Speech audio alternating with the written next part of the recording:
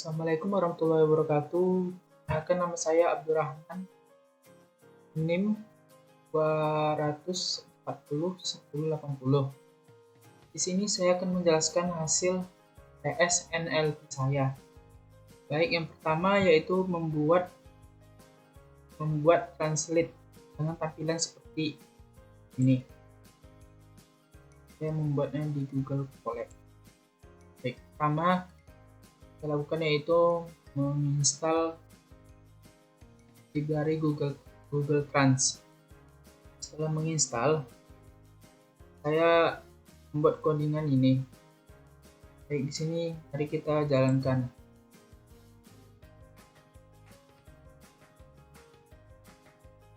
Silakan input nama, input kalimat.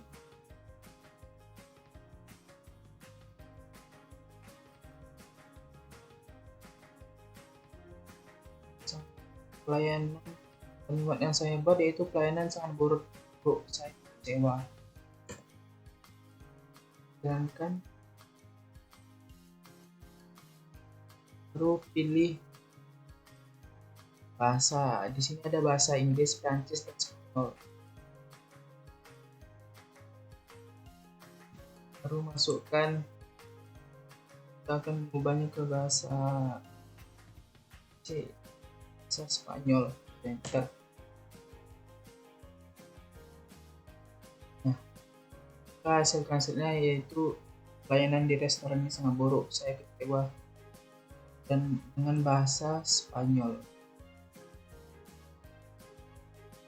Selanjutnya untuk soal nomor 2 yaitu melakukan sentimen analisis.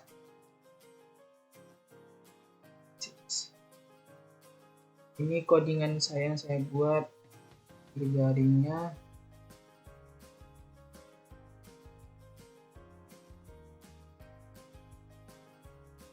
Kita akan menjalankannya.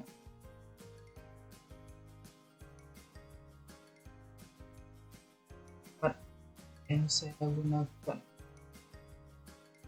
pelayanan sangat buruk, saya kecewa. Negatif. Tapi kalau untuk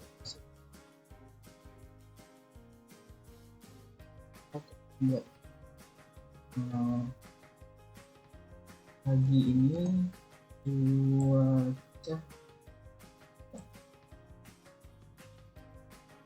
terus hasilnya sentimen positif. Baik, selanjutnya tugas nomor 3 yaitu membuat program chatbot untuk pelayanan rumah sakit. Di sini NIM saya 240 1080 benar. Berarti saya membuat program chatbot untuk pelayanan rumah sakit. Pertama-tama saya install library Fuzzy Woozy.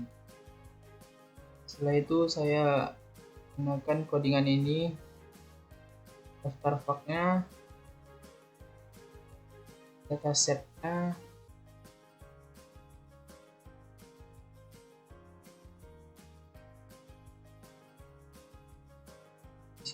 mari kita coba.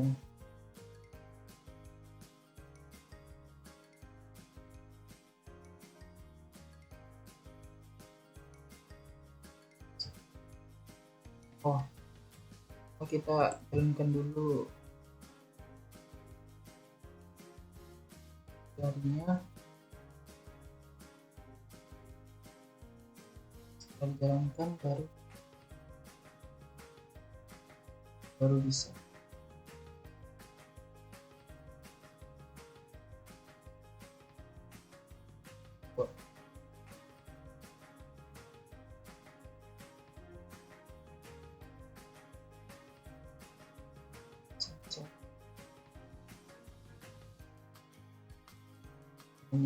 Gimana cara membuat janji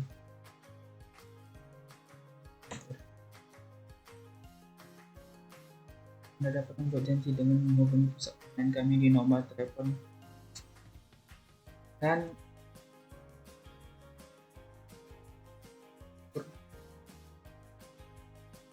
resepnya.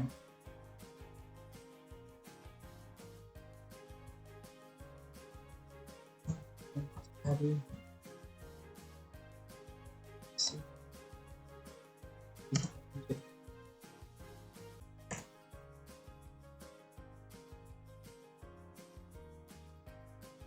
jadi kalau tidak ada di dataset, dia akan chatbot ini akan merespon saya tidak yakin memahami sepenuhnya apakah sesuatu yang lebih sedikit.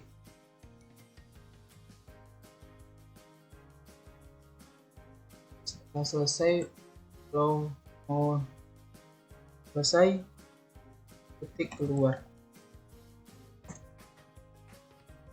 Kita selesai.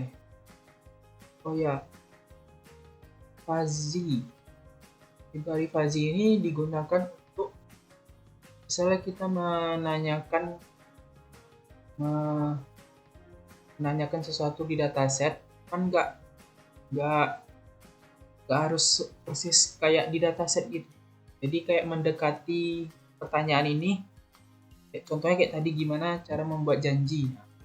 Berarti walaupun nggak sama dengan dataset, dia akan merespon ini karena mendekati pertanyaan yang ada di dataset. Nah, itulah gunanya library fuzzy ini. Baik, selanjutnya soal yang keempat, yaitu melakukan proses scaffolding dan tokenisasi. Oke. Ini codingan yang saya buat. Gunakan library NLTK.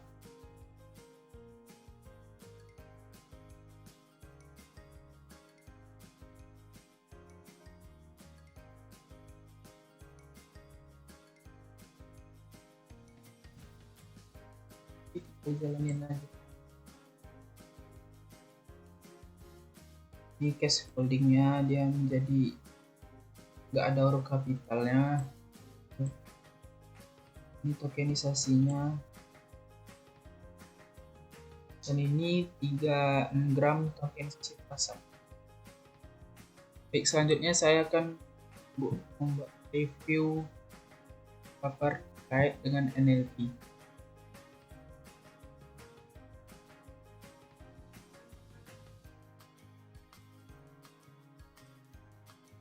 Yang pertama itu memilih 2 artikel. Saya memilih Alert with Model for Dialog dan yang artikel 2 yang ini. Ini review artikelnya. Review artikelnya itu berisi penjelasan singkat yang mencakup topik, tujuan penelitian, metode, dan hasil utamanya. Jadi topiknya ini, tujuannya ini, hasil dampak potensialnya. Begitu juga artikel yang kedua. Baik, selanjutnya analisis komparatif, yaitu membandingkan dan kontraskan kedua artikel dalam hal metode yang digunakan, hasil yang dicapai, dan dampak potensial pada perkembangan NLP. Baik, jadi analisis komparatif ini membandingkan dua artikel tersebut membahas perkembangan model bahasa besar untuk NLP. Namun artikel ini memiliki beberapa perbedaan, yaitu yang pertama, artikel 1 berfokus pada perkembangan LLM dialog, sedangkan artikel kedua untuk pemahaman bahasa faktual. Yang kedua, artikel 1 menggunakan model transformer yang dilatih pada data dialog, sedangkan artikel 2 yang dilatih pada kumpulan data teks dan kode faktual. Yang ketiga, artikel pertama menunjukkan bahwa LLM yang dikembangkan dapat menghasilkan dialog yang lebih realistis dan menarik. Sedangkan artikel yang kedua menunjukkan bahwa LLM yang dikembangkan dapat memahami bahasa fakta dan kode efisien. Jadi secara umum kedua artikel ini menunjukkan bahwa model bahasa besar memiliki potensi yang bisa berbagai aplikasinya. Baik, yang terakhir, pengaruh dalam industri, identifikasi dan jelas. Baik. Jadi pengaruhnya itu dalam industri kesehatan dapat digunakan untuk meningkatkan diagnosis dan perawatan pasien. Lalu dalam e-commerce untuk meningkatkan pengalaman pelanggan. Dalam industri finansial digunakan untuk meningkatkan keamanan dan efisien. Contoh spesifik dari dampak teknologi NLP dalam industri kesehatan, perusahaan seperti Google Health dan IBM Watson menggunakan teknologi NLP untuk mengembangkan alat membantu dokter mendiagnosis penyakit dengan lebih akurat. Di industri e-commerce, perusahaan seperti Amazon dan Alibaba menggunakan teknologi NLP untuk mengembangkan chatbot yang dapat membantu pelanggan dengan pertanyaan dan kekhawatiran mereka. Di industri finansial, perusahaan seperti Mastercard dan bisa menggunakan teknologi NLP untuk deteksi. Baik, sekian dari saya. Assalamualaikum warahmatullahi wabarakatuh.